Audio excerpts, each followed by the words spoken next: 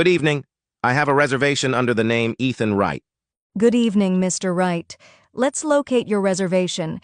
Yes, I have you booked for a queen room for 2 nights. Is everything correct? That's perfect, thank you. Great. May I have your ID and a payment method for any incidental charges? Sure, here they are. Thank you, Mr. Wright. All is set. Here's your room key. You're in room 708 on the 7th floor. The elevators are just to your left past those doors. Thanks. What are the gym hours? Our gym is open 24/7. You'll just need your room key for access. Excellent. And is the Wi-Fi included?